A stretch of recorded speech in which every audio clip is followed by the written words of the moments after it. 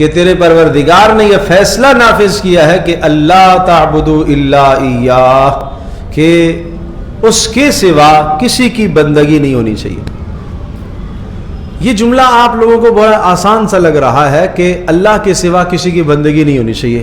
آپ کہیں گے ہم تو کسی کی بندگی نہیں کر رہے، ہم تو اللہ ہی کی بندگی کر رہے۔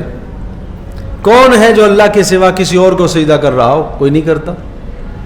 کون ہے جو اللہ تبارک تعالیٰ کو چھوڑ کر کسی بت کے سامنے سجدہ ریز ہوتا ہے؟ ہم تو سب کی سب اللہ کی بندگی کر رہے ہیں۔ لیکن میں ہمیشہ عرض کیا کرتا ہوں کہ اللہ تعبدوا الا ایاہ، اللہ کے سوا کسی کی بندگی نہ ہو، اس سے مراد صرف نماز نہیں ہے، اس سے مراد صرف روزہ نہیں ہے، اس سے مراد صرف حج اور زکوٰۃ نہیں ہے۔